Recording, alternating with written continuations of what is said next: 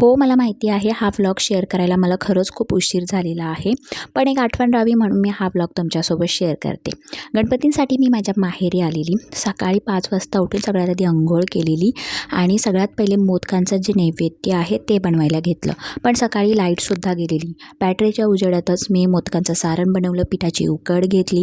हा आहे माझा मुलगा जो रात्री उशिरा झोपलेला म्हणून अजूनपर्यंत झोपून होता. ही आहे माझी सगळ्यात लहान बहीण जी पूजेची तयारी करते. मी मोदकाचं नैवेद्य बनवते. प्रत्येकाने एक एक काम आम्ही वाटून घेतलेलं. माझी जी आई आहे ती स्वयंपाकघरात स्वयंपाक बनवते. बाबा जे आहेत ते गणपती बाप्पांना आणायला गेले होते.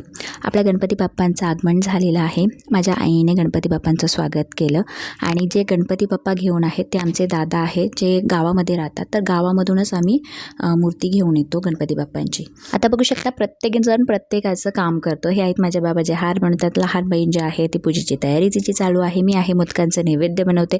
सगळं झाल्यानंतर आता आपण गणपती बाप्पांची प्राणप्रतिष्ठा करणार आहोत. तर आम्ही ना पूजेसाठी कधीच पुरोहित किंवा ब्राह्मण नाही बोलवत. कारण फ्रेंड्स कसं आहे अशा वेळी ना अवेलेबलसुद्धा नसतात. ब्राह्मण झाले, पुरोहित झाले. तर आजकाल मोबाईलवर सगळं काही मिळतं. तर मोबाईलवर जी गणपती बाप्पांची विधी होती ते आम्ही वाचून स्टेप बाय स्टेप अशा प्रकारे पूजा केली. आता आम्ही त्या आरती वगैरे झाली. प्रत्येक वेळी मोबाईल नाही लावू शकत, तर आरतीला आम्ही मोबाईल वगैरे नाही उचललं. आरती झाल्यानंतर सगळ्यांनी वन बाय वन गणपती बाप्पांचा आशीर्वाद घेतला. तर हा आहे माझा मुलगा जो गणपती बाप्पांचा आशीर्वाद घेतोय. तर आणि ही आहे सगळ्यात माझी लहान बहीण जी मोदकांचं नैवेद्य गणपती बाप्पांना दाखवते. तर अशा प्रकारे दरवर्षी आम्ही गणपती बाप्पांचं आगमन करतो, त्यांना विराजमान करतो.